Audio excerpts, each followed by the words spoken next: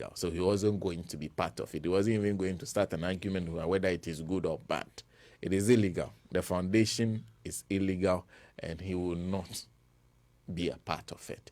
Honorable Inusah Fuseini is a member of parliament, current member of parliament for Tamale Central. It is interestingly, he is bowing out too. Honorable, good morning.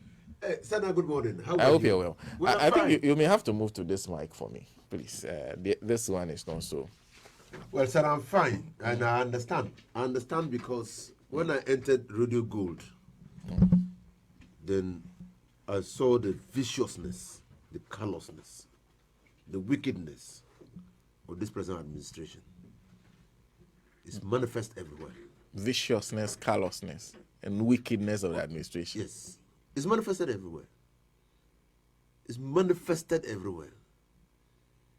Indeed, during the program, I'll ask the president some questions, and I need honest answers. If he's listening to us, or if somebody is listening, then whether he feels, one of those questions is, does he feel really happy and satisfied that an opposition mouthpiece like Radio Gold has been collapsed in a democratic country and like ours? Does he feel happy? Does it bother him? Mr. President, do you feel that it's right to just close down an opposition mouthpiece? Does he pray at night when he's about to sleep? Does he pray? And who does he pray for? Who does he pray for? Does he ask God for forgiveness for his sins, as in the Lord's Prayer? And doesn't he think that people ought to forgive him his sins before the Lord will forgive him his sins? I mean, it's serious. You can't imagine that this once bustling radio station is now a pale shadow of itself just by the callousness of a government. But I always say that we as a people have a right, have a duty, have an obligation to correct the wrongs that have been done in this country by the election of Nana Akufo-Addo to the presidency. He's a colossal disgrace. He's an unmitigated disaster that has happened to this country. He's shown abysmal leadership. His government is a tragedy for a government. Those are very strong words to describe. In fact, they have turned this country into a kleptocratic country because they are kleptocrats and their government is a kleptocratic government. Wherever you turn, you will see a desperate attempt to convert public resources for private use. And wherever you turn, I mean, unless you want to close your eyes to the realities, everywhere you turn, you will find kleptocracy in this country. In fact, it's a tragedy. But I think that I should accept your welcome Before I even go into what has brought me here. The introduction comments alone are strong enough to. Well, but what do you expect? What do you expect? Listening to you, your tone sounds like somebody who is very sad about the state of affairs. But don't you think that we have retrogressed? The president is happy when his tracker reveals toilets, public toilets. When we as a people in the past condemned the British colonialists for not encouraging people to build toilets within their homes and building public toilets and asking us to go and queue. We thought that was dehumanizing. In the past, we thought that was dehumanizing. We thought that was an affront to the dignity of the persons they colonized. we thought that it was about time that we encourage our people to live a life of dignity and respect by helping them to build toilets in their homes.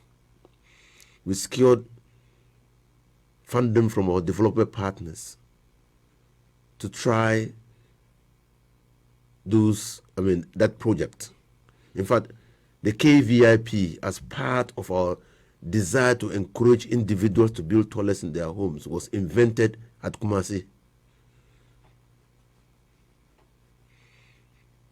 KVIP, Kumasi Ventilated Improvement, whatever. Yeah, KVIP. It was a creation of Ghana because we thought that was queuing in the morning to go attend nature's call was dehumanizing enough. The president thinks that that's an achievement. And you think that we have not retrogressed? The president thinks that mentioning the number of toilets you have built is an achievement. What will you say with the British who introduced the concept? They laughed us so much. When in the whole of Britain, never in the history of Britain have they built such facilities for their people. Where people will queue. Queue and go to toilets. Well, those are just by way of introductory comments. So a couple of things is talked about briefly. But by the way, I hope you're well. Well, I'm fine. I'm good. I'm very well. I'm determined than before after listening to Baumia and Nakufadu to campaign, to excite. I even shared some thoughts with you. Yeah. To excite our people, to motivate our people, to encourage our people. That even though this government has failed and is failing, even though they are collapsing, they are not down yet. It's just like a collapsing wall. The wall will remain collapsing until you exert some energy to push it down. We need to gather together to push this wall, this collapse wall or collapsing wall down. Work to be done. There's work to be done. Lots of work. Lot of work. Lots of work. And the work, my dear brothers and sisters, is not on social media. The work is at the branch level. Let's all go back to our branches. You branch, the highest number a branch can register on the voters' roll is 1,000. It's 1,000 people. We have 9 elected executives at the branch level. 9. If the 9 elected executives divide the people, the 1,000 people, and these 1,000 people are NDC, are MPP, are PNC, are whatever, the 1,000 people, it should be possible for our 9 branch executives, wherever they are, whether they are in Tuobodom, they are in Talensi, they are in Tishigu, or they are in Accra, to know the people who vote in their ballot box, to know their political situation and their whereabouts in preparation for the 7th of December. It should be possible. These are just the elected executives. What about the well-wishers? What about the party activists within the branch who are part of the 1,000 people registered in the polling station? What role will they be playing? Are they helping to organize the branch, to ensure that we know the number of people in the branch and where they are, to ensure that we know our strength at the branch level? Are they working? Or are they waiting on the ballot, on the voting day to come and cast their ballot and pray that we win elections? We win the elections before 7th of December. Nkrumah said it. Organization decides everything. So everybody needs to go down to the branch level. What about, because a lot of the people who are watching us now, some of them are abroad. What will they do as a contribution if they cannot go to them? You have many things to do. First of all, we're in a global age, global era. COVID-19 has rediscovered how to use FaceTime and Zoom. They can organize meetings with their branches just by Zoom and tell them why they need to organize to win the elections. Give them words of encouragement. Let them know what to whom much is given, much is expected. We've given this government a lot of resources. What have they done? Point it out to them. Then help them when they are having meetings. Send them a few coins. Let them buy water. Let them buy the plastic chairs or make benches to sit down for meetings. Call into the meetings and let them hear your voice. You'll be motivating them enough. They will know that you care for them and that you want good leadership for this country. Everybody, wherever you are, you have a role to play. And importantly, I've always said that I think one of the things they can also do is at least win the votes of their families. But family members. That's it. For that one is the primary responsibility. Yeah. It's a primary responsibility. Just call your family. Just call your people. Just call your friends.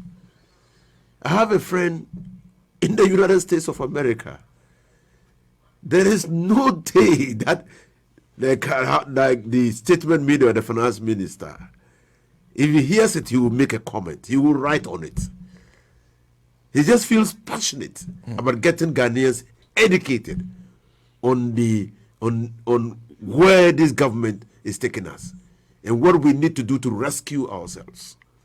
Because he doesn't think that if we give this government 4 more years, any good will come out of it. Because we have already seen what they are capable of, and they are not capable of any good. Okay, they think that sloganeering is governance. It's not. Can never be. Governance is working to meet the legitimate expectations and needs of the people. They are not. There's a simple case. They've introduced excessive partisanship into this country. And their impunity is legendary. Whatever you do, whatever you say, we will have our way. We said it for PDS. They said we will have our way. We said it for Ajapa royalties. This we will have our way. Even Ajapa royalties was even more damning. Than PDS? Yeah, than PDS. PDS has some legal foundation. Okay. Ajapa has no legal foundation. Okay. I think we'll move into that matter shortly. But so far, what are your impressions of the way the NDC is conducting the campaign? I know you are within that, but what views do you, what other things aside the branch issues do you think, what other issues do you think they should be looking at? Well, you see, the campaign is picking up. It's gathering steam. So some few months ago, almost everybody was complaining that they were not seeing movement. Even though there was movement, it had not gathered steam. A journey of a long journey. I mean, if you're going to embark on a long journey, you have to build steam slowly. You have to build the momentum slowly. If not, you get yourself exhausted before the time. So I believe that NDC was building the momentum slowly, and you can see clearly the way the momentum is built up. Since the nomination and acceptance of Professor Nana Jean Mensah as running mate, things have changed. The dynamics have changed. Okay. Just 2 weeks ago, she was in the northern part of Ghana, and the president was in the southern part of Ghana. So you see clearly that there is some division of responsibility and complementarity in the campaign. Now, we were very careful not to launch our campaign. Our manifesto. We didn't want our manifesto to be the subject matter of discussion during the launch of the manifesto of the MPP. Okay. So because they didn't know our manifesto, they trained their arsenals on John Mama. So everybody who came to speak spoke about John Mama, as if John Mama is a manifesto. Okay? If they had launched our manifesto, They would have been So their comparing manifesto would have been a response to our manifesto. Okay. They would have sought to compare their manifesto with To our yours, yeah, manifesto. okay. So this was a tactical, strategic decision that we took. We had finished our manifesto long before. Yes. Yeah, we had finished. We The submitted manifesto has been submitted to the Submitted to flag bearer. yes, The so, flag yeah. bearer has it for this time, 4 weeks now. This time, there was no break-ins at the NDC headquarters. Neither was there a break-in at the office of the former president. I mean, so in fact, the manifesto was kept in the strong room, and those who worked on the manifesto were people that kept their commitment not to speak about the manifesto, not to speak about the exercise. Indeed, the manifesto itself, the way it was compiled, clearly made it difficult for anybody to know what will finally make it to the manifesto, because it was a bottom-up approach, where everybody we're conversing with people and getting them to express their views on how governance. Because you see, this is not our Ghana. This is not the Ghana that we left for the MPP. This is not the Ghana that Kufuor left for Atamils. That's a heavy statement. This is not the Ghana. This is not our Ghana. Whose Ghana is that if it is not ours? Is the president happy in deploying military men into the Volta region intending to suppress votes? Is he happy? Is that a Ghana that we have? The Ghana that we know, the Ghana that we have all lived in, decided that military men have no business in pretending over matters of election. That's the Ghana that we know. Said that when MPP was in opposition and Rawlings was the head of state, they had made a strong point that you don't even need to arm people. The police, the immigration, the fire service don't need to be at the registration centers with guns because they frighten away people. So what has changed? So it's not to say that it's not a Ghana. So there are differences between what has been the case even from the time of Rawlings till now. There's a difference now. There's a difference. There's a fundamental difference. When has it been when Rawlings was a military leader, there was a modicum of respect for journalists. When has it been a crime to be a journalist who criticizes the government?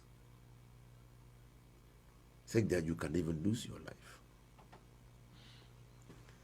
When has it been a case in the past that a journalist critical of government can go into exile?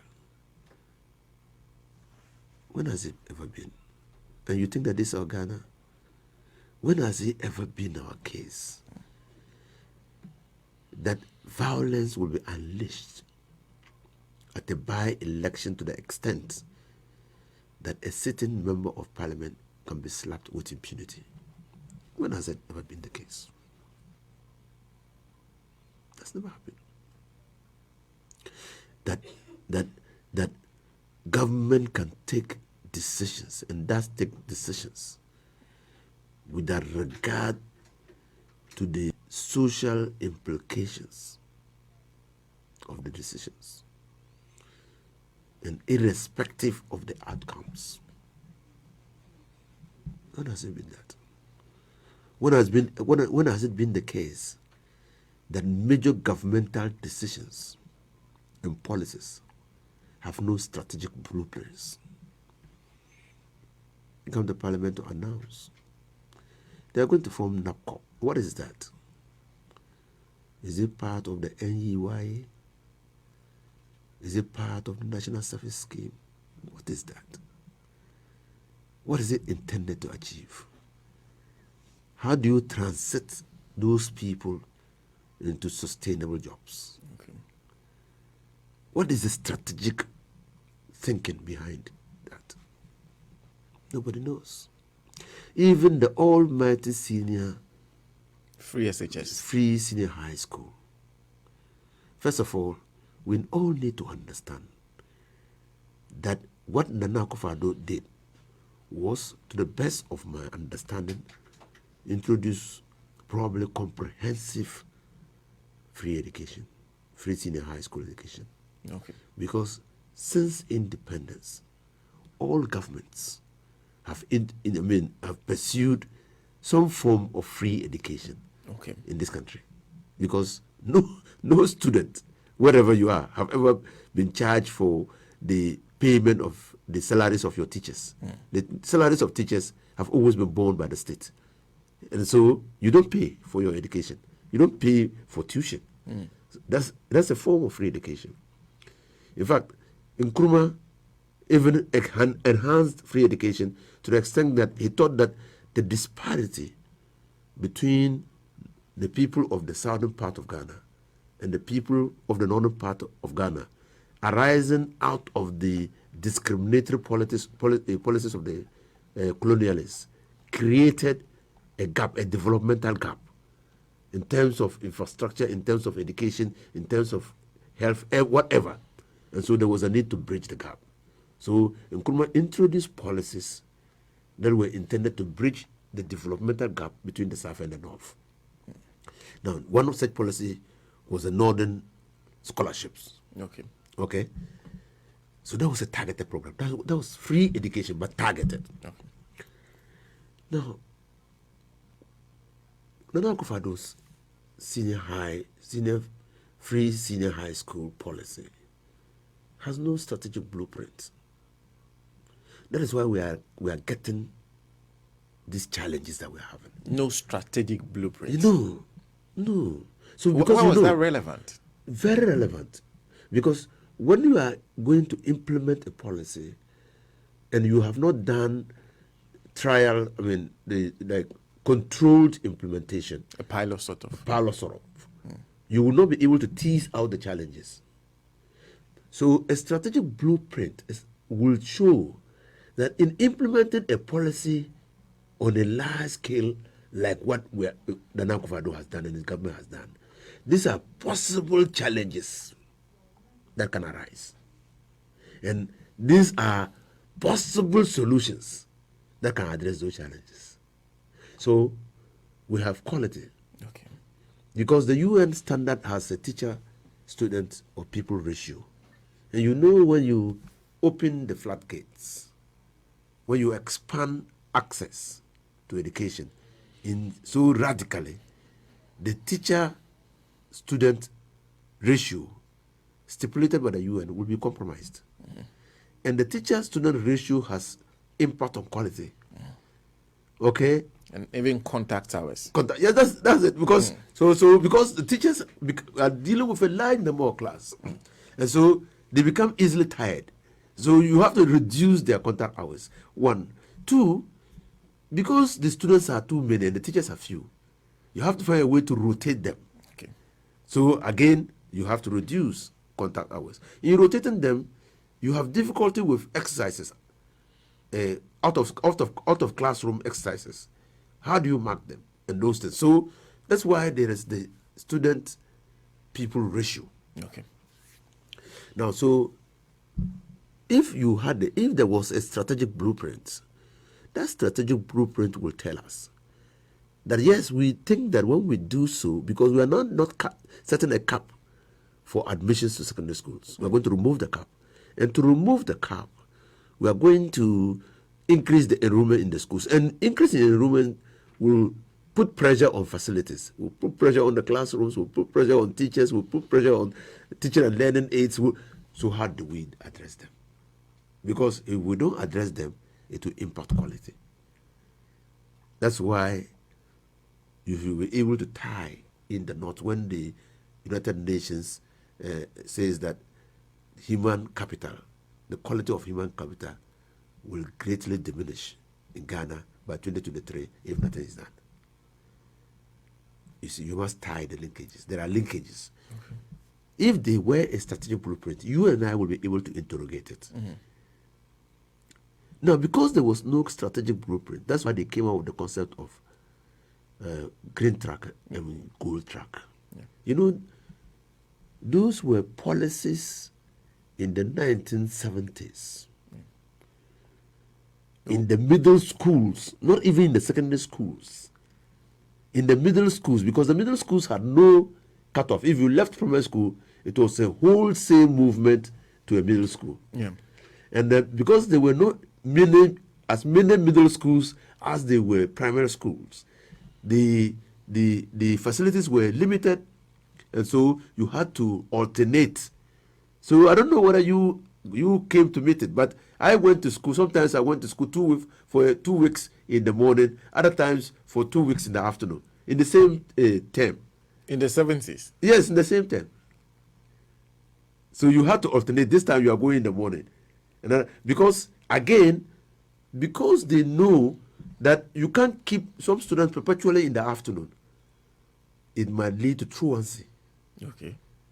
So you alternate them so that at least everybody gets the benefit. So it's about equity and fairness. Basically, like the shift of nurses in hospitals. Hospitals. You come in the morning or for 2 weeks, and then you go in the night for. Yes. So that was largely because of, and those listening, your viewers will who were around in the 1970s, who were in middle schools, will attest to that. That was how. So to address that, we had to expand the training of teachers and also facilities. Yeah. So when we had enough facilities and teachers, we said, oh no, there was no longer need to go for morning and afternoon. You know, Vanderpoy. Yeah. In Accra, even just recently as during the time of Atta Mills. The shift system. So it's not a new thing, but it comes because of lack of facilities. So you expand the facilities. And here facilities include teachers, teaching and learning aids, classrooms, desks, whatever. So that you can get everybody to go to school at the same time and close at the same time. That aids supervision. So the secondary supervisors can then go to the schools at the same time and ensure that the teachers are in class. They can then look at the lesson notes of the teachers and ensure that they have actually put together lesson notes for teaching. And so the consistent teachers can be dealt with.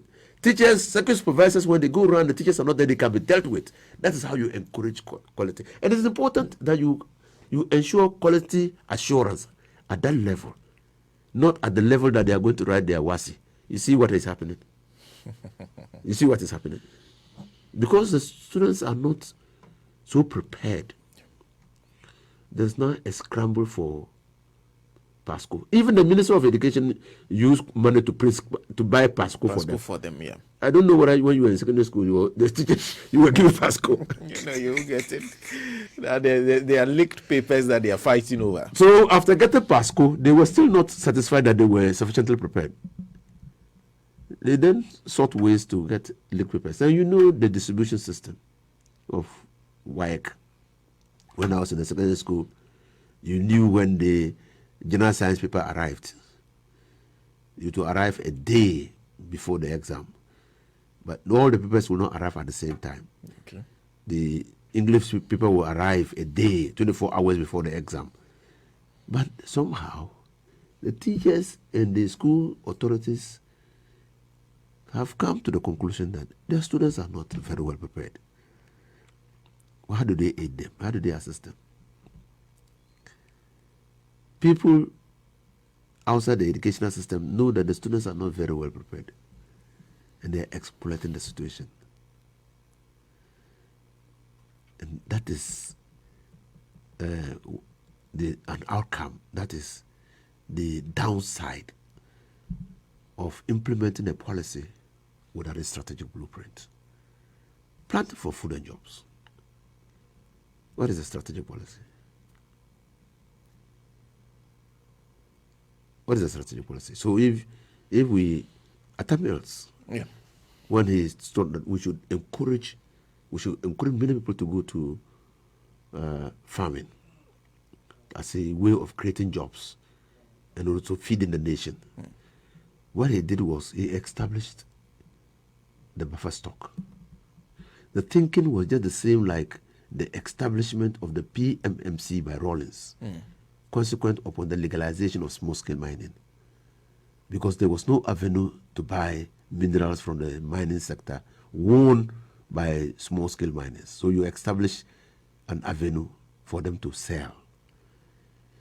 Now, so that the setting up of a buffer stock was a necessary sequel to encouraging people to go to farming. So if they produce and if you bring in fertilizer, tractors, and there's a manifest in increase in production, what do you do with the increased food?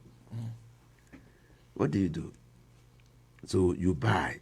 And I remember in cabinet one day, John Dramani Mahama, I was telling them that, oh, this fertilizer, you don't even need to worry about subsidy. The policy is subsidy, but we can actually be making money out of the fertilizer subsidy. They asked me how. I said, look, all we need to do is to go and activate the silos that were built by Nkrumah. They're standing there wasting. Activate the silos for grains, label them appropriately, and governmental state agencies embark on massive purchase of grains in season. You do two things by doing that. You provide a market. So if government is buying, the market, the price, you provide a price. So the whole supply chain will now be affected by the intervention of government. So the people now have an agency to sell to. If middlemen are coming to buy at cutthroat prices, that is lower prices, government is available. So it provides a market. You create a market. You know, because we depend on rain-fed agriculture, after some time, all the food, the agri minister forgot that plantain, when it is in season, you can buy one for 10 cedis or for 2 cedis because it's season. And it is, when literally the plantain is mature, it continues to ripen. Yeah. Even if you take it off the sucker, the plant, it will continue to ripen. It will ripen, yeah. And so if you don't deal with it quickly, it will go waste.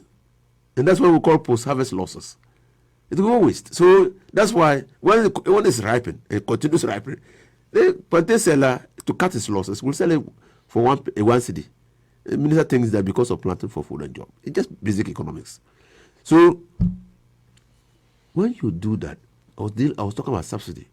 When you activate our silos, put in the grains, wait till the lean season, and start a control release of the grains, you stabilize the market, you stabilize prices, so you deal with inflation. But very interesting issues you're raising in there, but we've digressed a bit. Let's see if we can. But those are some, because of some of the comments you're making. But let's move on to one of the issues, because one of the things you said was that this was not the Ghana that was handed over to President Akufo-Addo. And one of the biggest issues that are coming up this week has been the issue of the Ijapa deal. It started last week when it was in Parliament, and you, the minority, had serious issues with it. You had to basically walk out of Parliament because of it. But you said you walk out earlier than the minority. Yes. You walk out before the minority. You see, let's start from the beginning. Last year, the Minister of Finance came to Parliament. 2019, 2018, thereabouts. The Minister of Finance came to Parliament to say that they wanted to establish a fund into which all our mineral royalties were paid in, to hold the fund. We thought that that was good in terms of accountability. So you ring fence income from mineral royalties and ensure that you know exactly how much is coming, how that money is going to be used or is being used. So you can apply Baumia's tracker to that money. You know exactly where it is going. Okay.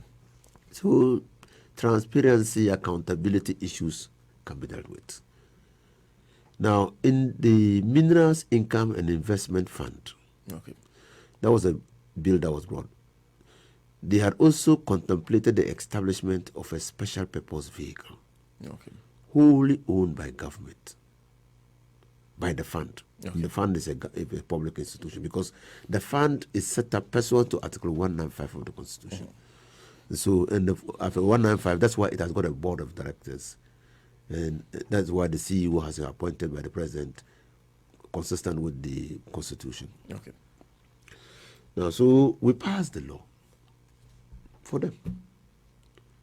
We agreed that yes, if So you agreed in principle with the law that was brought. yes, in the 2018 law, that it was important that we set up a mineral income investment fund. Okay. And we agreed in principle that the fund can set up an SPV to deal with others. We also agreed that the fund will be owned 100%. The SPV will be owned 100% by the fund. Okay. Then just about 3 months ago, the minister came back to Parliament, this time through his deputy, Okay. and said that, oh, the fund, the SPV contemplated under the fund doesn't run on commercial principles. And it is not also good governance principles are not part of the architecture of the fund, in the sense that the fund should be separate and distinct from the SPV. the fund, the SPV should be separate and distinct from the fund. So you are now going to establish two separate, distinct statutory bodies within the same law. Okay? Okay. So the fund can enter into agreements without recourse to the fund. Okay, The the SPV. SPV. The SPV can enter into agreement with that. So when they brought it, we had great difficulty. So in the earlier law, It was not like that. The fund was just an instrument. The SPV was just an instrument of the fund. This one, the SPV and the fund are supposed to be two separate entities. The SPV, you know the mistletoe? Do you know a mistletoe? Yes. Good. The mistletoe is the SPV. Okay. The fund is a tree. Okay. Now, what they have done is typical of the mistletoe. The fund as a tree and the mistletoe as an offshoot now develop independently. Okay. Independently. Okay? The fund, the SPV doesn't take its powers from the fund. Okay. Okay. Now, and they did that on purpose.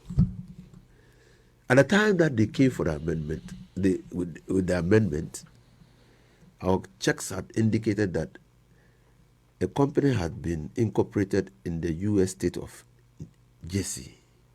Actually, they say it's Jersey offshore in the UK. Oh, Jersey Offshore in the UK. Okay, Yeah. Offshore Jersey in the UK. Yeah, offshore. Okay, Yeah. Okay, we thought Jersey in the U.S.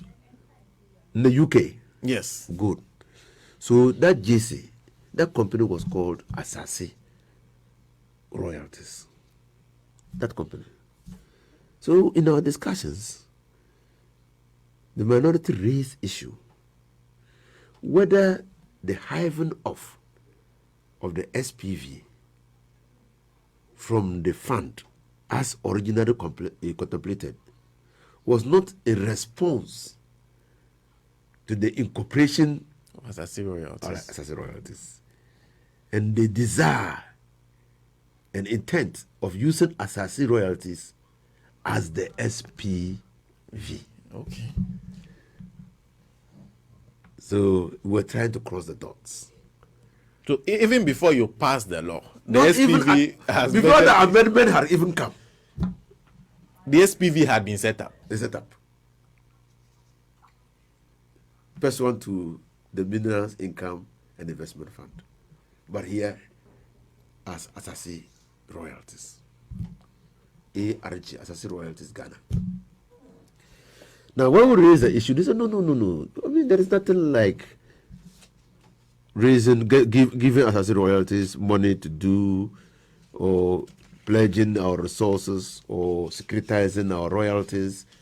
And so it is just because of good governance issues to hold this, and also allow the SPV to be able to list on commodity markets, Okay. or stock exchanges. So the hiving off of the SPV from the fund was in response to good commercial principles and prudent management of the royalties which will be derived to the fund as a result of the payment of mining companies into the fund. When we raised the issue, initially we said we were boycotting, but they deferred consideration. Then they engaged our leadership. Finally came back and said, well, if you want the amendment done, we will help you to do the amendment. But you have to assure us that this is not in response to what we are thinking. So they said, oh, no, we are not going to do anything like that. So we passed the law for them. Now, when the amendment was... So we helped them to pass. You agreed and the amendment was passed? Passed. Okay. When we amended the law, and when you look at Article 107 of the Constitution, the making of laws is by bills passed by Parliament and assented to by the President. Okay. Now, my understanding of the functions of Parliament in lawmaking is in bills considered along the standing orders and passed in terms of Article 107 Okay. by the Constitution. So you have the laying of the bill, first reading, you have the consideration which deals with the principles, you have the clause by clause consideration of the bill in terms of amendments, and then when all that is done, the bill is passed by Parliament. Immediately the bill is passed by Parliament, Parliament is functus officio. You have passed the bill. It's left Parliament. You have passed it.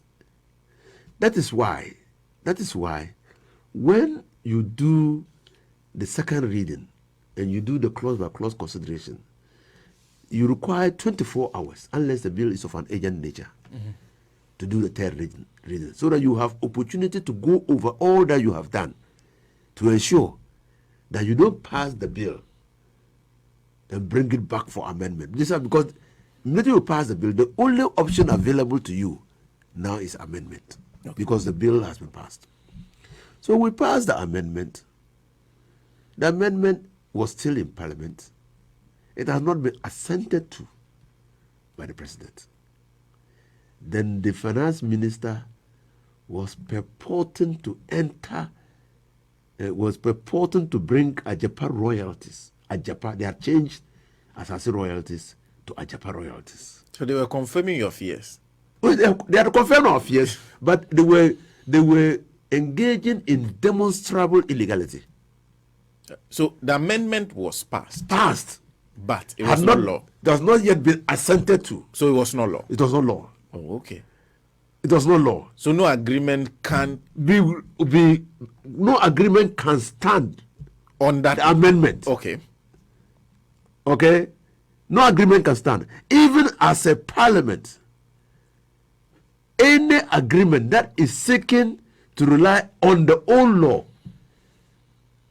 on the law before amendment, cannot be allowed, because we in Parliament had changed the law. Okay. You understand? Okay. Because we did it, we are fixed with knowledge. So even if they were relying on the old law, it still will not work. It's not going to work. Because that law is amended. It's amended. And we know it's amended. Okay. Okay? And outsider can say, well, and then they will say, okay, because you are relying on the old law because the new law has not come into force yet. Yeah. But as Parliament, we cannot say that. You cannot do that. Because we amended the law, so we are fixed with knowledge.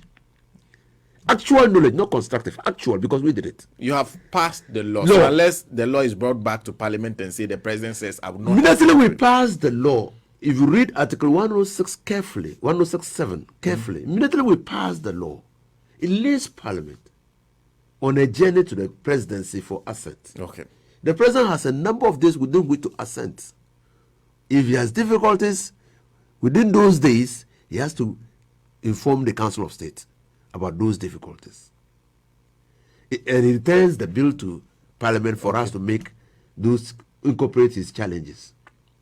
If not, within 7 days after forwarding it to the president, he has to sign it. And if he forwards it to us, if he has challenges and he forwards the bill back to us, and we resolve that the bill must be assented to in the way it is, the president has no option but to assent to the bill. Okay. Now, so Article 106.7 is actually the procedure that a bill comes into force.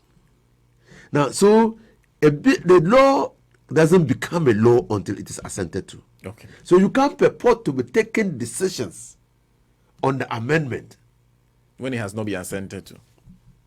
And as at the time these agreements were in Parliament, that amendment has not been assented. They have not even left Parliament yet. It was still in Parliament. So you had just, so it was, the amendment was still in They Parliament. have not even forwarded to the presidency for assent. That's interesting. That's why I walked out. That's why I walked out, because it was evidently, unconstitutional. Evidently and manifestly unconstitutional. It was unlawful. I mean, the exercise we did was very unlawful. But the speaker sat on this. It was illegal in all its forms. What we did.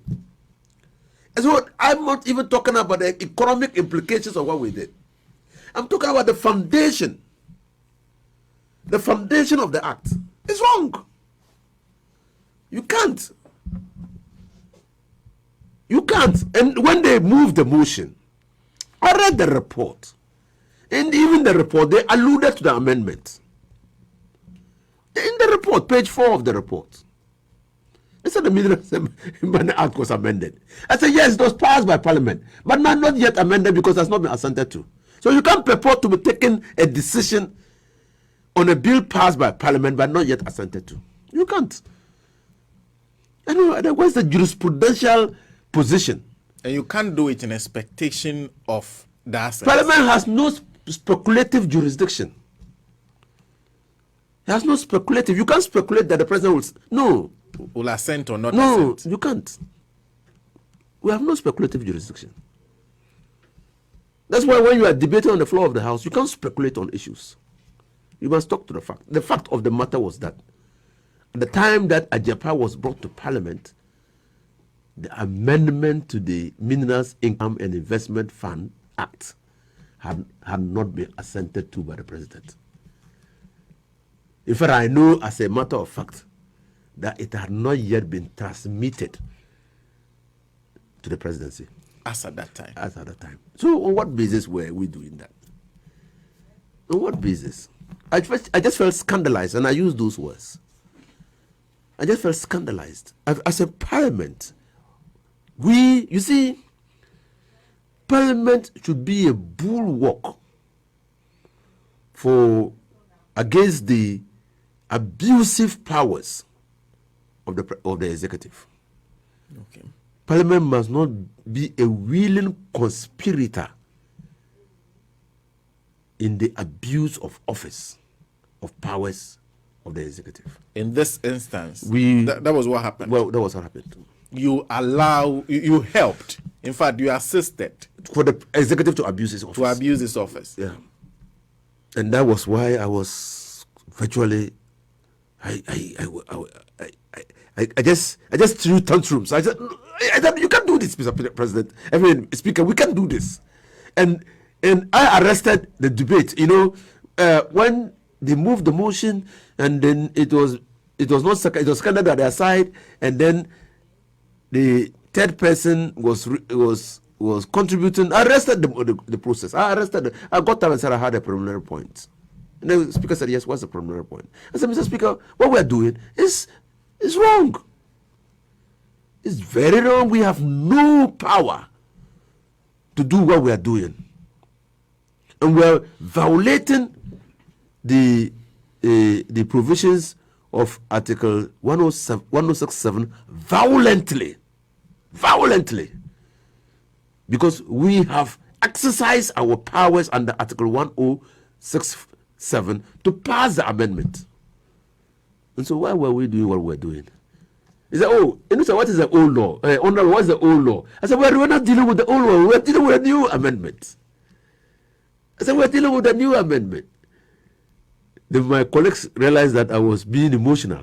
And they told me that I should sit down. I said, I won't sit down. I'm going out. I can't be part of this. I can't be part of it. And I left. Now, so that's why I am not even prepared to go. You see, to begin to talk about whether Ajapa is beneficial, economical, prudent or not, is to understate the importance, the illegality. It's illegal in essence. It's illegal. And it can only happen under the Nana Akufo-Addo government. With a government that can behave with such levels of impunity. Because it's illegal. It's illegal.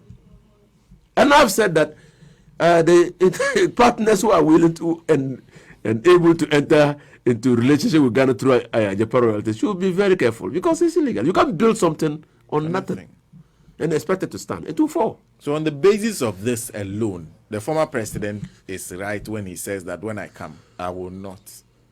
There's nothing. There's no agreement because what is illegal is illegal is illegal.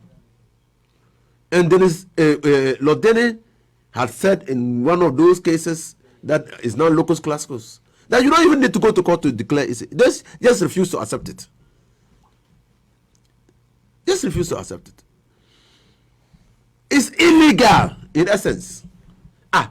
When I raised it and walked out, I understand that when they were making the resolution, they had to insert words like subject to ratification by the president, subject to assent by the president, because we were ratifying the agreement. So Parliament assumed the speculative jurisdiction you said they did not have, because they now came to their senses and realized that probably what we're saying was right, but obviously because they were now a willing instrument in the hands of the majority was now a willing instrument, because we the minority, after I left, I understand all our members too left, but we the majority had now become a willing instrument in the hands of the executive. So what they did was simply to say that, well, this is subject to assent, subject to the amendment being assented to by the president. That was the resolution. I don't know what is the basis of that resolution, and whether Parliament can pass such a speculative legality of that resolution. Well, then how do you respond when the first deputy speaker, who was the one who oversaw those proceedings, then goes to speak to the media at the NPP manifesto launch and said he does not understand the issues the minority had with the whole arrangement? Oh, you wouldn't understand. Do you expect him to understand? In fact, I tell you as a matter of fact that if the first deputy speaker had said anything apart from what he said at the manifesto launch, that would have signified the end of the NPP. Privately, they confess. Privately, they tell us that, well, they don't know why we could not just wait few days for the president to assent so that we could bring this, because you are entered, because by Article 75 the president is entitled to enter into treaties, and those treaties can be ratified by Parliament. If the president decides that he's setting up Ajapa as an offshore company with others or under the act, the statute of Ghana, he can bring it for ratification, the agreement for ratification. So the agreement itself doesn't necessarily have to rely on the amended provision. Okay. But when you are bringing it to Parliament for ratification, the law should be there to support it. So you should have waited, you assent to the amendment, then you bring the agreement for ratification. And is that robbing legal? So, having established that basis, you said you did not want to talk about the whole arrangement because to you, if it was illegal, then to you, it did not exist. But Yeah, so you need to establish, you see, you have, it's just like you are going to court and you are charging a person with assault. And the assault results in the death of a person. You don't need to charge the accused person with assault and murder or manslaughter. The assault that resulted into the death of that person will its ingredients coupled with intention and specific intention will either lend credence to whether the assault was intended to cause the death, which is murder, or whether that assault unintentionally caused the death of that person, which is manslaughter. okay. So you don't need to now charge the person with assault and murder. Now, if you just okay, So that's what I'm saying. So you need first of all to establish the legal basis okay, for the thing that we did in Parliament before you can even come. So if we are satisfied that there is a legal basis for that, and the legal basis is that because we did the amendment had been assented to, so the Ajepa was properly before Parliament for ratification. Then you now come to look at the merits and demerits of Ajepa. That's why I am not so concerned, even though I know Ajepa is totally a bad deal. What the Minister of Finance is saying is totally wrong. okay. So I will come back. Let me just if you're just joining us, we're having a one-on-one interview with the former minister. It's a former minister. Is the member of Parliament for Tamale Central currently. Is the ranking member on the Constitutional, Legal and Parliamentary Affairs Committee of Parliament. He is a former minister of Roads, because this week, I think, was it this week or last week? I think it was this week or last week. It was last week. Last week. When the vice president also went on your tangent because he was raising issues with some of the projects you had done and some of them for which you have secured funding. And so we'll talk about that. But you're also a former minister of Lands and Natural Resources before you became the Roads Minister. That was your jurisdiction. So this thing falls directly there. Yeah. Royalties from our mineral resources falls directly under the Lands and Natural Resources Ministry. Yes. You said this does not add up. That doesn't add up. Even the minister knows that it doesn't add up. That's why he's providing that senseless justification. You see, the minister himself, by his own reckoning, in the 2019 budget, gave an expectation of income from our royalties and put it around 120 to 200 million. Even though Fui Chikata and his colleague have said that it could be more than that. Okay. And there's a write-up now circulating. It's published in the Heritage or something like that. Okay. Now, if you expect incomes and government plans by projections, your planning should be based on projections. Now, so you know that you expect between $120 and $200 million at current rates, or at the 2019 rates. This is what you expected. So that enables you to plan. Now, and you know that projects that will be executed through the utilization of the mineral royalties will not be completed within 1 year. And you are going to distribute these mineral resources in such a way, royalties in such a way as to accomplish the developmental objectives of government. You can use the conservative figure of 120. Or you can go for the kill, 200. You go for the kill if you think that the prices of an ounce of gold will not diminish. Okay. And so you expect legitimately to get at least 200. So you go for the top. Or you can be a very cautious leader. And go 120. No, it's like an average. 150 or 150, thereabouts. So if I can project 150 so that whatever happens, we will not suffer too much. And so that if it goes beyond 200, we'll consider what is above the 200 as a windfall. So you can be very prudent, very cautious. Now, this government is left with 4 months, 3 months now to leave office. 3 months. Why will a government, which is about 3 months into the end of its tenure of office, be interested in floating a company like Ajapa Royalties to securitize our mineral royalties for more than 3 months? For more than 3 months, and in return for about $500 million, when the total accruals to the Ajapa royalties within the first 2 years will be more than 500 million. Why will the government want to do that? So it raises a moral question. Okay, economically it doesn't make sense because you don't need 500 million to do anything within 3 months. Okay. So why are you asking for 500 million? So why don't you use what you have now and program what you will get next year for the activities of next year? So the issue of timing is also okay. By the ECOWAS protocol, ECOWAS, in order not to create the kind of confusion that bedevils African countries in their attempt to go democratic, ECOWAS has advised governments not to take major decisions in their last 6 months of their tenure of office. And this is major. This is a major decision. You are pounding our gold, our royalties, for a period that could extend beyond 3 months, your tenure of office.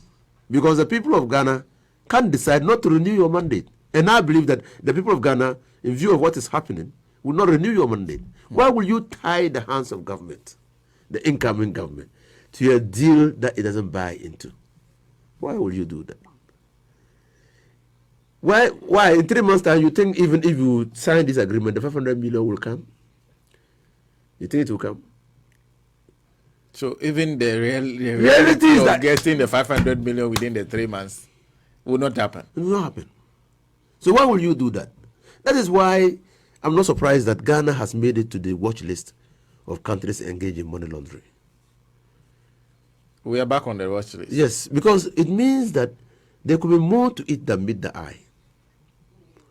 Is Ajapa royalties a funnel for channeling ill-gotten resources for the purposes of cleaning them?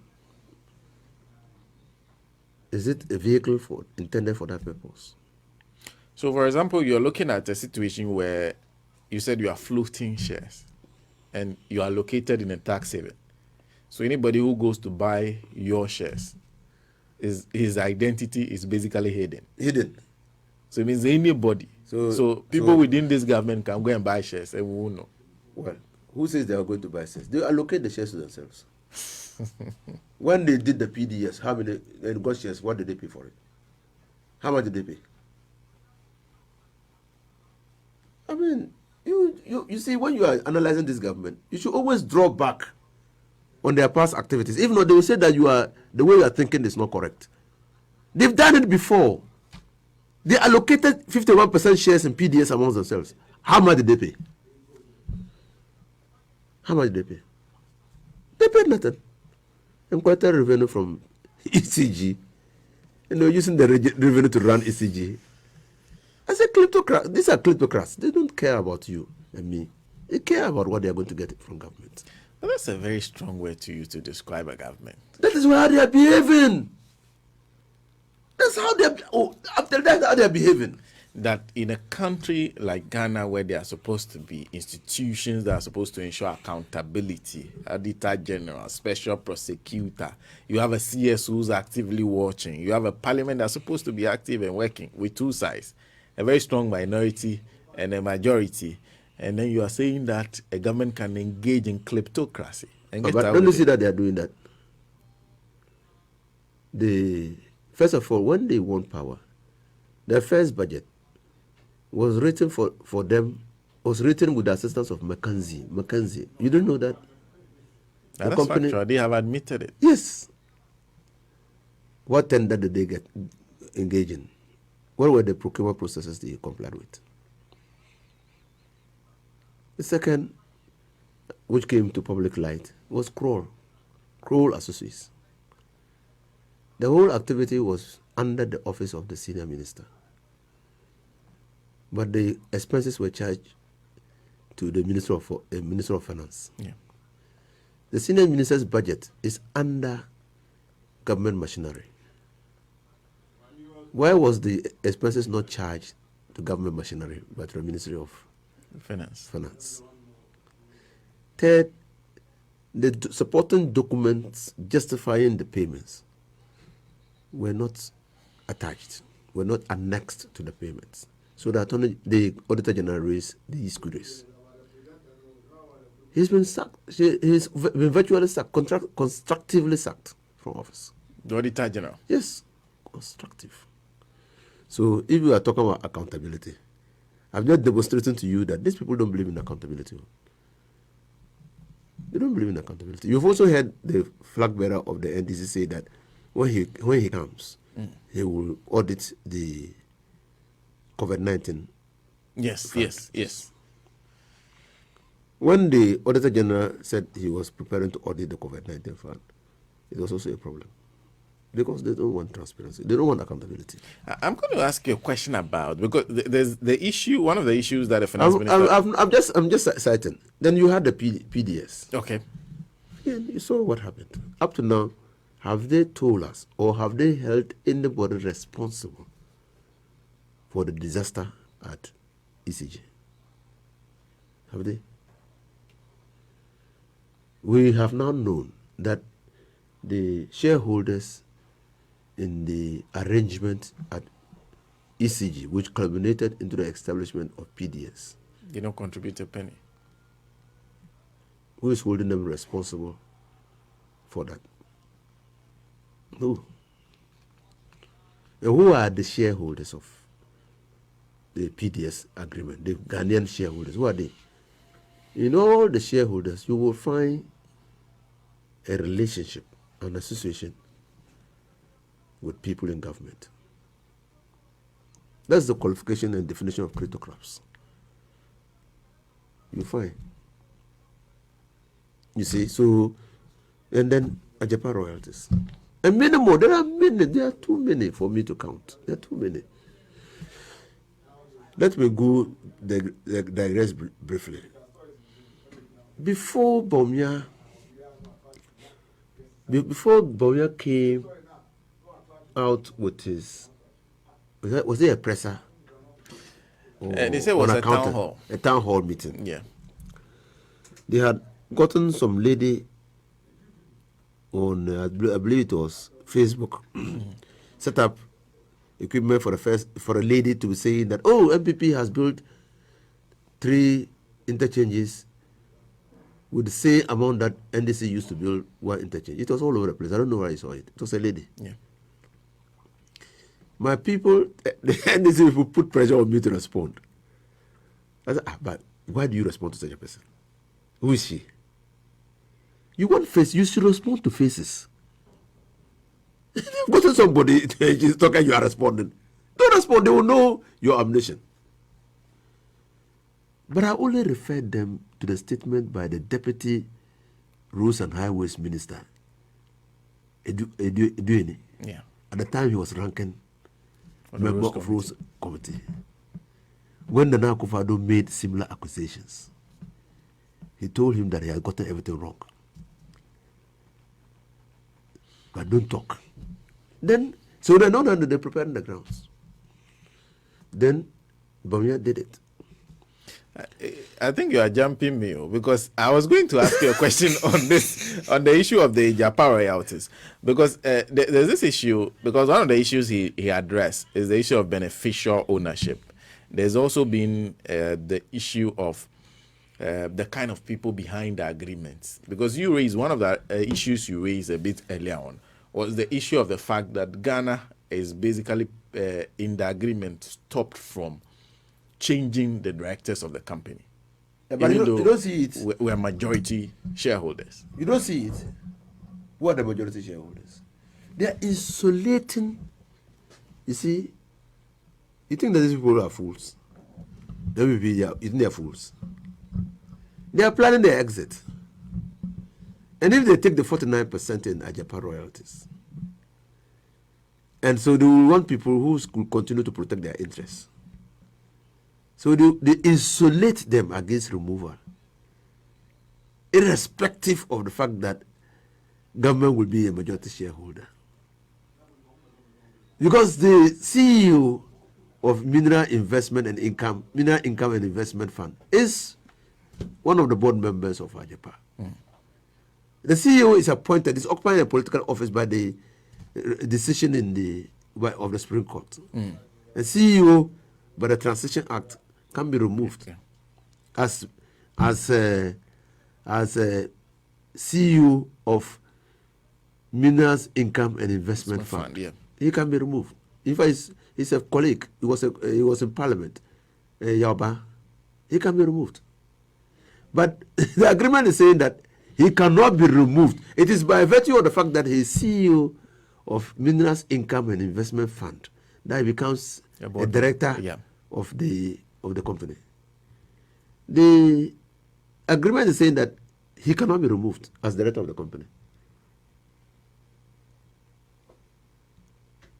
Does it make sense? He can be removed by the Transition Act, Presidential Transition Act, and the decision of the Supreme Court. He can be removed from office as CEO of Mineral Income and Investment Fund, but he cannot be removed as board member of the SPV, Ajapa Royalties. A basic question of then now be the basis for his directorship. It's not the yes. So he's getting to the Ajapa Royalties by reason of the fact that he's holding the position of CEO of. So if he's removed as CEO, MIF, then what would have been the basis of him staying on as a director of Ajapa Royalties? Because he'll be there to protecting the interests of some of the. And Parliament did pass this. So Parliament asks, so what are the documents? So you put the agreement, documents of incorporation, the prospectus, and everything of Ajapa before Parliament. They said, no way. They won't give you any of those. They said, no way. They won't. So all that documents that we got as Parliament were documents that came to us through our own diligence and hard work. So you got to know about the involvement of these people in the arrangement because of your own out of your own research. Research, diligence. So these were not so. I'm sure you are even hearing some of the things in the public domain. For example, the involvement of Kofi Osafo-Maafo. I heard it 2 days ago. So you didn't know that was the person who was going to manage the SPV. We didn't know. And Parliament. But did you hear his name in Parliament the day they were passing? No. We heard it subsequently. Yeah, we didn't know. Because I said that the impunity of MPP is legendary. It's legendary. I mean, even I say President Kufuor engaged in some level of impunity, but this man has just moved it to a higher level. Moved it to a very high level. It's legendary. We didn't know. Nobody knew. But then what do you make? What went to your mind when you heard this name? Well, I told you about kleptocrats. That's how they operate. Every day they select. There's a determined select group, and just cast your mind with the MPP. And even MPP guys listening to me, just cast your mind. The number of people in this country presently who take all the major decisions. Who are they? I don't think they are even up to 8. You're sure of that? I'm sure. But we have a whole cabinet. Oh, the whole cabinet.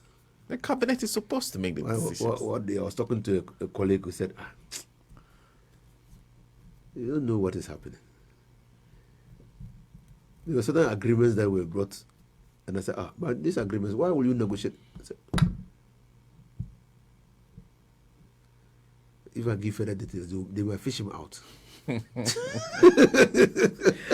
the question that has been raised is the issue of nepotism. And the finance minister's response is simple, that I am finance minister. I am a cousin to the president. So why can't the son of Osafo Mafo, if it's qualified, take that position? What do you say to that? Oh, yeah. So when you give, that is why accountability of office holders is not only limited to elections. It's also, you also hold them to the statements that they make. Okay. You say, you are president, and you think that since Ghana was established in 1957, all the presidents who came before now did not have cousins. They don't have qualified cousins. They do not have qualified cousins. Perhaps that's what they are saying. No, I'm not saying. I'm not speculating. Yeah. They do not have qualified cousins. No, you know a cousin. Yeah. You know a cousin. You just need to establish a relationship. Yeah.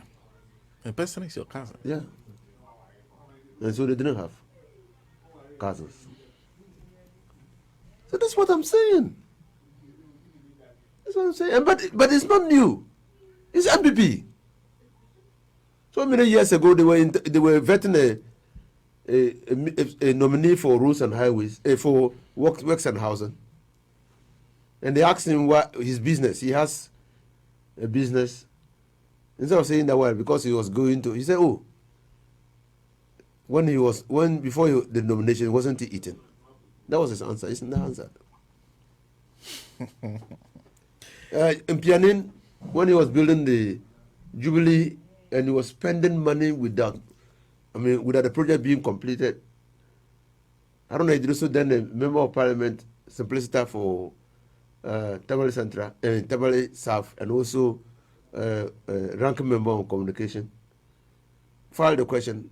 And when they asked him, he said because Orno had never built a house. He doesn't know that you can't tell the price of a house until you finish building it. Impunity. Impunity. Very interesting. Huh? Well, President Kufuor went to Nigeria to buy vehicles. Peugeot cars, you remember that? yes. It never came to Parliament. It never came to Parliament. It never came to Parliament. Oh, when we were talking, MPP guys told us that because NDC did not have friends.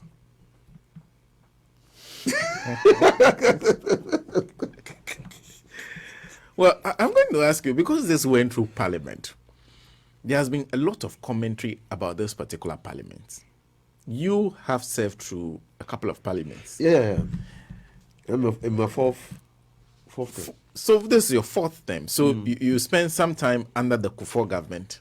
Yes, I spent some time. I came to Parliament during the last tenure, in the second year of the last tenure of Kufuor. Okay. So then you did Mills Mahama. I did Mills Mahama. Now you're at Kufuor. You are at Akufo-Addo. Yes. Based on the things you've seen under this Parliament, what is your assessment of the Parliament? Well, there are positives and negatives. Okay. But as a student of politics and a student of governance, I think that basically why this Parliament is facing the challenges in holding the executive accountable is by reason of the constitution of Parliament now. MPP has 169 members of Parliament. 169 or so. Okay. And NDC has 106 members of Parliament. So in principle, you barely exist. It's only a few things that they can do a without, few things that require that they engage you. two-thirds majority. A few, very few. So when we walked out of Parliament, they could still take their resolution. When they wanted to amend the Local Government Act in their first year in office, and we said this, we had done that to insulate the local governance architecture from political manipulation, they called our bluff. We walked out. They amended the act. They had the numbers. People even went to the extent of walking out of a State of the Nation's address. They had their State of the Nation address. So that is you must understand. That's why even though in the next NDC government, I'm praying that we also have. So it's a sweeping majority that they are maximizing. Yeah. They don't care. They don't really care. If you give them your views, fine, but they don't really care. But do some people on the majority side, do they express reservations beyond maybe when they are sitting and the cameras are on them, they will shout, yeah. But you hear them sometimes worry about the direction. When they had difficulty with the Brown Half regional, Bono regional minister, and even the vetting committee could not pass her, and we had to vote in parliament. You know what they did? They invoked a 3-line whip, and any MPP guy who voted showed the ballot to the whip before putting it in the box. So basically, you had to toe the line. Yeah. So yes, outside parliament, individually, they say, look, I think that something is fundamentally wrong. That is why they have not appreciated the contribution of members of the majority presently constituted, which has led to a sweeping change in the leadership of the majority in parliament. They've orchestrated the removal of leading members of the party in the recently held primaries. It's because it's a fallout from the representation in parliament. They don't value their contribution. The impunity has entered into them to the extent that they can discount the contributions of Asibe, somebody like Asibe, Dr. Asibe, or my good friend and chairman, Ben Abdullah Banda, or the chairman of a Greek, minimum, or the chairman of education. They are all gone. They're gone. They're gone. Majority of them are gone. Because of the way parliament, the majority is presently constituted. 169. They really do not need. They feel that they really do not need you. They will do that, and you can see that in their contributions. That is the significant difference between this parliament and the parliament under John Dramani Mahama and the parliament under Mills. Even to some extent, the parliament under Kufuor. Yes, Kufuor too had majority, a lot of, but it was not so overwhelming. So we needed minority. So you see, governance everywhere is effective when it's built on compromise and negotiations. We're running out of time, so we'll try to deal with a few things because some of the things that, like I said, the issue of circle interchange as against 3 interchanges. You said reminded me. You know, when the president Nana Akufo-Addo cut sword for Obichebe Lamte circle, I read a tweet of Gabi Ochirdaku in which he said that the president, the MPP, had renegotiated the transaction and was getting value for money. At that time, I didn't avert my mind to it. Bomye pushed me to go back and look at what we did. I, as Minister for Roads and Highways, moved a motion in Parliament. At that time, Parliament was sitting at the Accra Conference Center for the implementation of the Obichebe Lamte Circle project. The rationale was simply this. We had done the Kwame Nkrumah interchange. We had done the Kaswa bridges and interchanges. Now traffic flow from the Circle Ring Road towards Obichebe and traffic flow from Kaswa converged at Obichebe. So Obichebe Lamte Circle now became a veritable bottleneck which ought to be removed. That was just a rationale for us to go for a facility to do Obichebi. Obichebi. So that traffic flow would not be interrupted and that Obichebi would not become a bottleneck. So you're not thinking anything in the form of a circle interchange, something simpler that would deal with the traffic flow issues. Good. So we negotiated with the contractor who did Obichebi, even the circle interchange. Okay. He said he could do it in 2 phases. The first phase was 35 million. 35 million. When we got through a combination 35 million euros. United States dollars. US dollars, okay. Yes. And we got through a combination of buyer's credit from companies in Brazil and a loan from SGSSB. Okay, 35 million. That's the first phase. That's what they're doing now. It was approved by Parliament. The second phase, in the motion that moved in Parliament, I had told Parliament that the second phase of the project will be $63 million. $63 million. Okay, so 35, 63. That will bring the total cost of the Obichebi interchange to $98 million. Yeah. That interchange included the redevelopment of the Kneshi Market Lorry Terminal, just like we did for Circle. Circle, okay. Now, this is the catch. The first phase is still 35 million. That money is available. It's still 35 million. That is what they are doing. It's still 35 million. Okay. We didn't secure money for the second phase. Okay. But we agreed with the contractor that the second phase will be 63 million. Okay. The second phase, the MPP went to cabinet for money for the second phase. And you know how much they went for? 87 million euro. From 63. For $63 million. Now it's 87 million euros. Euro. That's over $100 million. That's why Bombay said that the circle interchange is is 135. It was 98 million. 98 million. $98 million. Now, Gabi tweeted that they are renegotiated and we are getting value for money. Tell me where the value for money is. We negotiated 35 million. And that is what? The first phase has not changed. It's 35 million.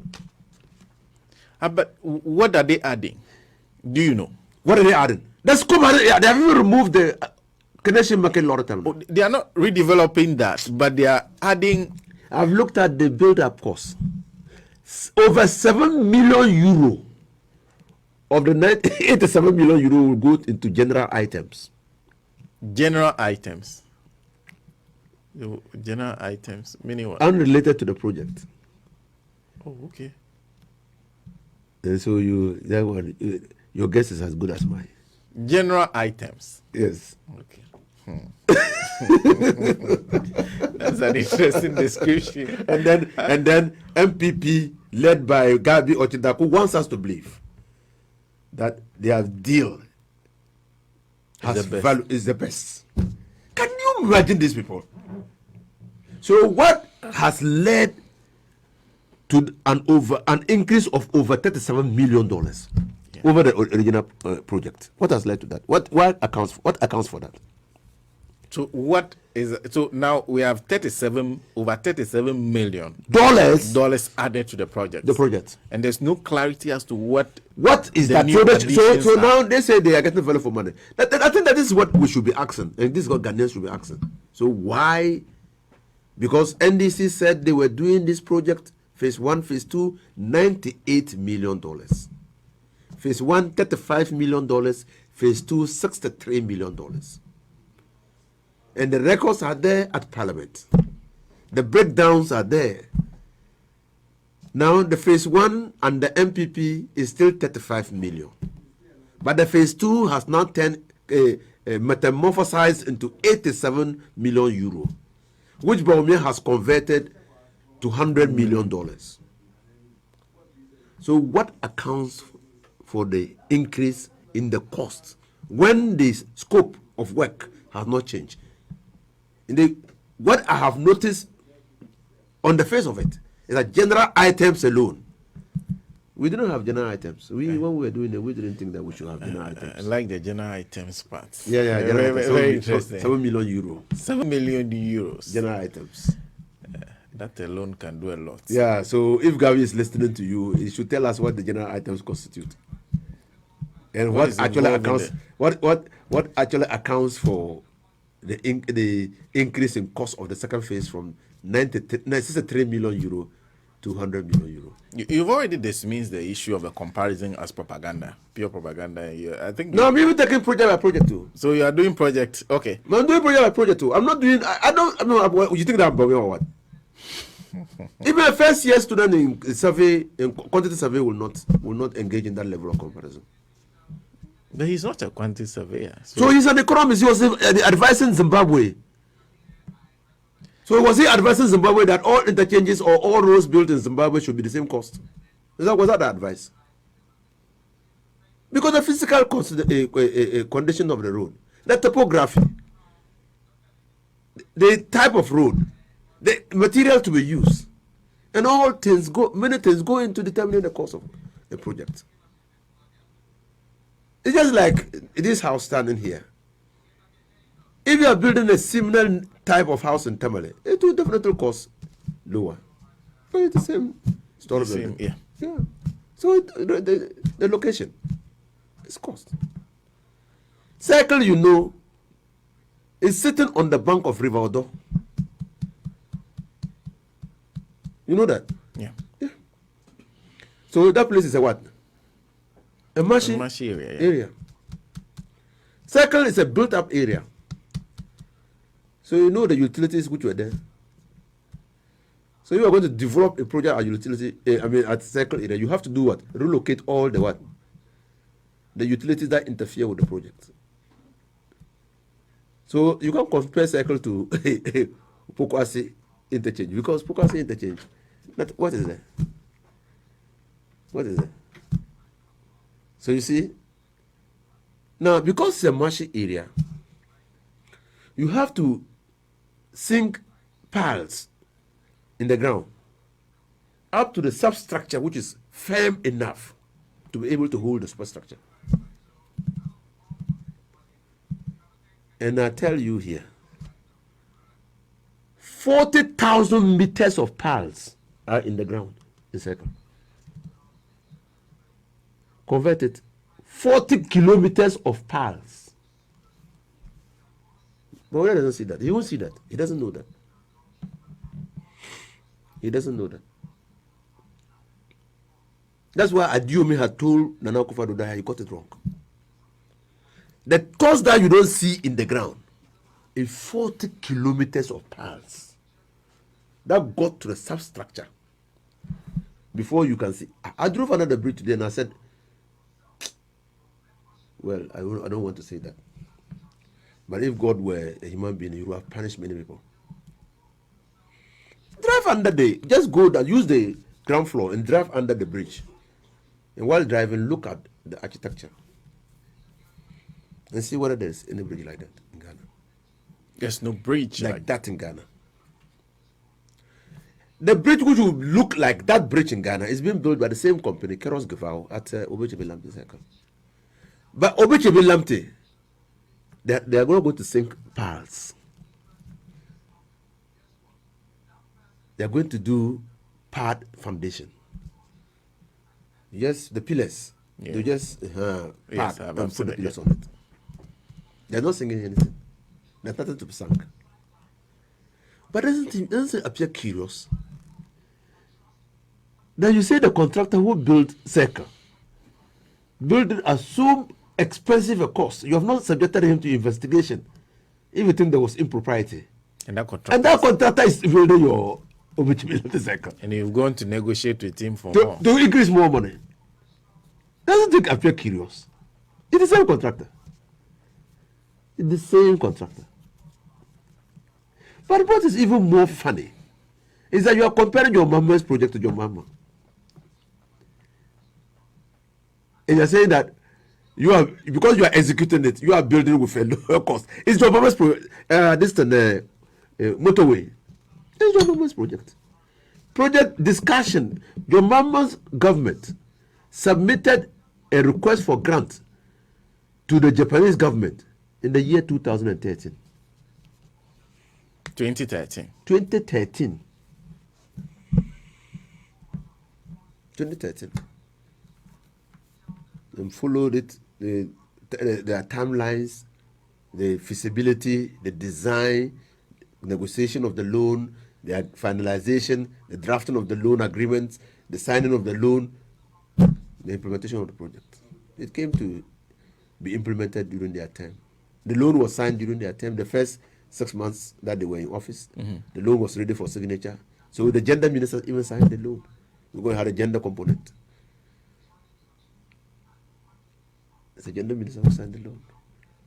We are not saying anything. No. NDC has not said anything. We believe that government is a continuum. So the project that we negotiated, that we designed, that everything that we costed, that one that's value for money.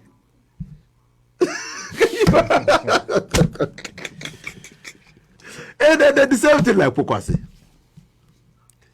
The contractors even came to my office, but we had not concluded the feasibility, the design. Okay. So we have not reached the timelines where we could open up tenders for. But they came to introduce themselves to me. These contractors who are working on it, that they were interested in following up on the Pokwasi interchange. So you know the contractors who are carrying their work? My brother, I know the course, I know the contract, the design. They didn't do any design. Even Tamale interchange. It's not MPP who designed Tamale interchange. It's not MPP. In fact, Tamale interchange was designed when I was in office. I called it Rivoli interchange. If you Why? Go, because there's, you don't know Rivoli. The famous landmark in Tamale was Rivoli. There was a cinema place where we used to go and watch. So in those days there was a Jeep, and it was called a Jeep Gas in Tamale. So the Tamale interchange will take off. The ramp will be around a Jeep area. Now, just after a Jeep, where the commercial bank is, and rise and descend around the Central Mox area. We designed it. And the cost was about 35 million. We got a Turkish Exim Bank to give us a facility. They gave us a commercial facility. The IMF conditionalities, we had a limit on the commercial facilities we could take. So we couldn't take a Turkish facility. 35 million, about that. Today, Bawumia again quotes $35,150,000 as the cost of Tamale interchange under the Sano Hydro deal. It's a lie. It's a lie. The Tamale interchange under the revised Sano Hydro EPC contract is $47 million. $47 million. $47 Is that the total cost? No! The $47 million represents 85% 85% of the EPC contract. Okay, so the Chinese are taking up 47 million. Okay, that's 85%. So we have to raise 15%. 15%. So the total cost of the terminal interchange will be 47 million plus 15%. Okay. From government of Ghana. That will tell you the total cost. So Bawumia is totally damn wrong, and it pains him as being dishonest. And he knows that the cost is not 35 million. He knows that the cost is 47 million over. And the 47 million represents even 85% of the EPC contract. But more damning is that because of the agreement they entered into with the Sano Hydro, the 47 million attracts a 15.5 or so percent interest every year. 15.5. Yes. Interest every year. 15.5% interest. Interest every year. That's 47 million. So even depending on when we pay off the loan or the better arrangement, that's significant. The loan will, I said it in Parliament that all the projects that they were constructing, they were expensive projects. And then Okutoa answered me appropriately. He said, yes, they were expensive because we didn't have money to carry them out. If you go and look at the answer. But did they know that you had a grant with tech? They know. They didn't want. But you know, you are from Volta region. You know Volovo. Yes, I know the Volivo Bridge was supposed to have started. Do you know that I moved a motion in Parliament to pass the loan agreement for the Volivo Bridge? Yes. Is it being implemented? But is the design ready? But if they don't do the design, how can they? Are you MBB? But I do not understand the process. If you don't do the design, you can't get the cost. Okay. Before you can get the cost of the project, you must do the design. You must do the conception. So the money is there. Yes. But even Victoria, you know Kumasi drains. Mm-hmm. The one Mustafa Idris said they had deserted. Yes. You know, we had gotten money from European Union to do it and do roads in Kumasi. When the minister even came to Parliament, he didn't know that such a thing existed. So that means he didn't even read my hand over notes. Oh, so those were in your handing over notes. Very interesting. We had gotten money, about 25 million euro from the EU to continue with the drains in Kumasi. But I approved it.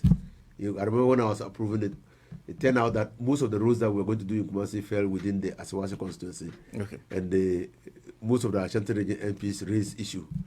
So we had to retweak it to see how we could accommodate some roads. We have to be wrapping up. But just one question. The Eastern Corridor Road, the former president went on that road and he spoke to the people. One of the things he said was that he regretted not finishing the road. He wished he could have. But you were in the process of constructing. In fact, if you were still in office, it would have been constructed by now. Where were you before you left office when it comes to the Eastern Corridor? Because I was, maybe one day when I also write my working with Mahama, I will reveal these things.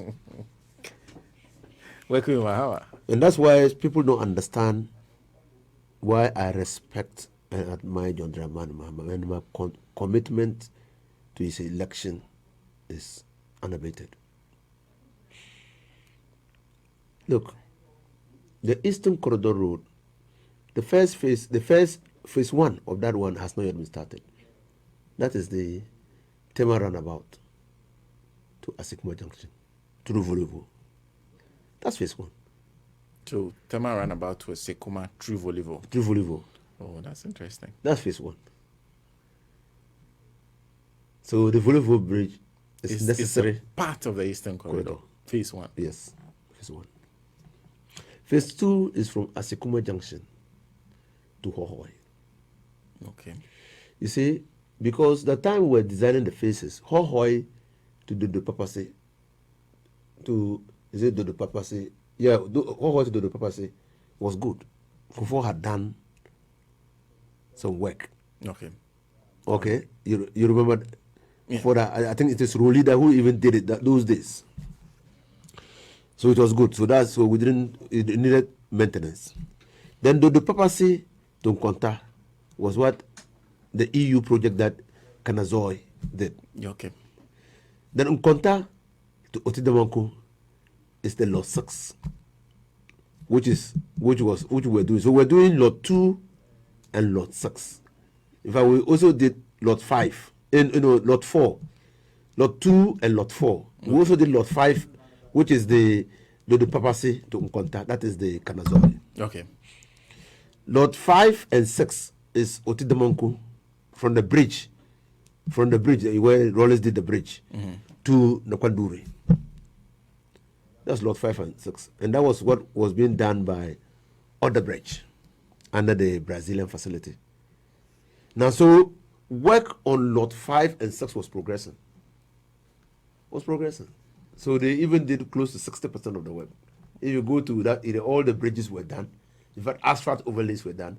What was left was the dualization of the road in Bimbla and dualization of the road in Yendi. But it was almost finished. Okay.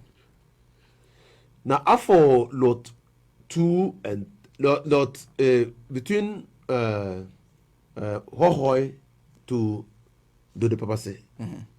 By the time we were leaving office, the road has substantially depreciated or deteriorated. And so we packaged it under the Cocoa Rules program. You know, that area, they grew some cocoa. Yeah. And I'm use your platform to tell people of Ghana that MPP propaganda was that we are taking cocoa to the Volta, Cocoa Rules to the Volta region. That area, Hohoi, to the Dodepapase. That's cocoa. It's a cocoa growing area. So we're doing a cocoa project there. I've spoken to cocoa farmers from that area. Oh no, I just want to use your platform for them to know that we were not just implementing project, we're doing so. And that one we gave it to Rolida. When they came, they terminated it. They said they were investigating the project. Those were part of the project, but we said they were non-existent roads. Since he made that statement, he's not gone back to it again, no. Because he was misled. And like with this government, he was misled. You can't have non-existent roads in Ghana. The roads are just like veins of your body. Yeah. And so they stopped him. Now they've now gone back to Kasod for the same project. For the same project. Now, but the phase 2, which is Asekuma Junction to Hohoi. Okay. That was a Chinese project. And you know the history the history of the project was that Atamians had gone for 3 billion Chinese facility. I recall that. Good. And so the lot 2, which is Asekuma Junction to Hohoi, and lot 4, which is Otidamankun to Nkonta, were part of the 3 billion, including all the London sites and all the beach road, all of them were part of the 3 billion. The gas plant, Atuabu gas, the 3 billion. Now, so when Chinese wanted more oil, and then we could not give them oil, and the pressure was too much, and so we had to cap the 3 billion. So we capped it to 1.5. And the capping of the 3 billion to 1.5 affected the implementation of the lot 2 and lot 4. So we had to migrate lot 2 and lot 4 onto the consolidated fund. So payment became irregular. Yeah. You know, I visited there, even set up a committee to see how we could get the people and contractors to continue the work. And I came to report to the president and the chief of staff at that time, Bani, about the difficulties. So they ring fence some money. And so we told the contractors that if they could work fast enough, we would be able to pay them, because the Ministry of Finance had ring fenced some money to pay them. They paid them some money, so they went back to... They did some work. Yeah. Now, but you see, since this people came, the Eastern Corridor Road was a sing song of the MPP during the 2016 campaign. But they use it to encourage a party in the Volta region. Not to come out and vote for NDC. Yeah. But people in Volta region did not vote for them, but they didn't also vote for. Yeah. NDC. They didn't vote at all. At all. Now, they got what they wanted. They won election. From 2017 to date, they've not even added 1 kilometer of bitumen. To the Eastern Corridor? No. Not a kilometer of bitumen? No, not a kilometer. But he said they cast sword for some work. But cutting sword, this is part of the deceit. The president is in the business of cutting swords. They know that even mobilizing a contractor to mobilize to go to site requires more than 2 months. For you to get your equipment, everything, your materials, and go to site and start work, building your site and all those things require more than 2 months. You are left with 3 months to go to leave office, and you are cutting sword, and you think that we'll see all the places. Even those contracts that they cut sword for in 2019 are yet to start. Let alone those they are cutting sword for 2020. It's not for this year. They're just doing that to win, to try to deceive the people, to win votes and remain in power. But the people will see through that. I mean, it's not going to be possible. No. It's not possible. So, 1 kilometer, just like electricity. They lambasted us, they insulted Muhammad, they called him Doomsaw. They for 1 kilowatt. You've not had it. We've not had it. Let me just read a few, because we are out of time. But Kwesi in the UK says, please tell Inusah he should come and educate with the NDC communicators more. Sometimes in NDC information is hard to come by. Ghanaians need more such education from all NDC former ministers. There's also one from Solomon Nabanyere who says, you always delay information on projects. Very soon the Tamale line too, they will claim it. Please address it for us. There's a lot of talk about the extent to which you go to addressing some of this issue and the what they call it, the speed at which some of these issues are put out. How wide-reaching your communication is on these projects? Well, I am part of the an informal member of the communication team because I believe in generational equity. So many years ago, we were in the forefront of communication. I believe that many people have come up and they should be given opportunity to communicate. And so I'm informal. And sometimes they call me senior communicator. And so I believe, and the communication team is doing wonderfully well. Okay. Maybe 3 months to elections, they need to speed up. Okay. I mean, enhance their work.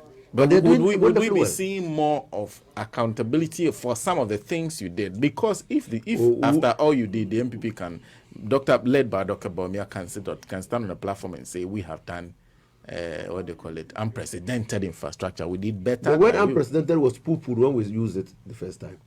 Now they are using it, and they ought to pay us royalties for the use of it. For the use of it. But what they call unprecedented, in the words of Felix Kwachi, will not qualify for achievement of an assemblyman. You agree with that? Yes, I agree. Me, Tamale Central, I did 4 toilets. Did you ever hear anyone mention that I did 4 toilets in Tamale Central? I did a number of schools. Sahara helped me to do water systems in Tamale Central. It didn't even make it to the regional list. Because we consider that as our duty. And yesterday, on Saturday, I was at Yaba. I farm around that area. Yeah. And let me tell you, for the first time, MPP has made me wiser and more attentive. All the cheap compounds along the road from Bumsi to Yaba were done by the NDC. But they never made. Did you see them in the green book? They didn't make it to your green book. They didn't. We never even spoke about them. You see, Oberasamo had said something so many years ago. NDC, we govern. When given opportunity, we govern. MPP, when given opportunity, they rule. So we are being ruled. They are being ruled. Very interesting. By the way, as your successor winning the Tamale Central seat, hands down, he will win by a big margin. That's important to me, comrade. Yes, he will win by a big margin, and we are all working to ensure that he wins by a big margin. He will win by a big. I mean, it will be a travesty. There are a couple of Tamale seats. You are assuring that at least you will do whatever is within your power to ensure that Comrade Ibrahim Murtala Mohammed wins the Tamale Central seats. I know Tamale South, that's vulnerable, it's difficult. First of all, let me tell you. Okay. The campaign team of the Northern region, and through individual efforts of some people like us, are targeting more than 16 seats in the Northern region. The Northern region alone, or the 3? The Northern region alone. Now, more than 16. 16 seats. Yes, in the Northern region. And currently, how many do you have? We have 9. So we want to add 7 more. 7 more to it. That's realistic. Yes, Is that realistic? It's very realistic. You're dealing with the government. We are going to deliver those seats. Some of the people you are contesting are leading members of this government. They will fall. They will fall. In fact, I've just been told that Akufo-Addo himself is going to lose, let alone the members. Now, I'm working also in Northeast. Okay. If MPP gets 1 seat in Northeast, they'll be lucky. You're targeting all the seats in Northeast. That was a region that they have created, and they've gone there to tell the people to express gratitude to them. The people, the people want to express gratitude to John Mahama for making their road. is one of the roads that we completed. But we forgot that the road to his regional capital was completed by. This is a very interesting target. But the road from Nalilogu through through Napanduri, Bunkurugu to Boko was the next phase of the development of the NDC as part of the road network that will lead you to the Eastern Corridor. Okay. The people of that area, that corridor, knew that NDC was in the process because it was to link, it was an artery of the Eastern Corridor. Since we left office, the Gombes used to say that, there was a road called Sakasaka Road. Yeah. The Kwame Nkrumah did it to the Sakasaka mosques. He did the drains to the Sakasaka mosques and they overthrew him. And the Gombes used to say that since the overthrow of Kwame Nkrumah, nobody had continued the Sakasaka road until Lawrence came. The same thing. John Mahama, where he left the roads in that area, that's where they are. Not been touched. No. And you say because you gave, and they have their son as the vice president. Because they created a region, they should thank you. Well, Honorable, I think we would have to do this again, but thank you very much for joining me today. You're welcome. Honorable Inusah Fuseini.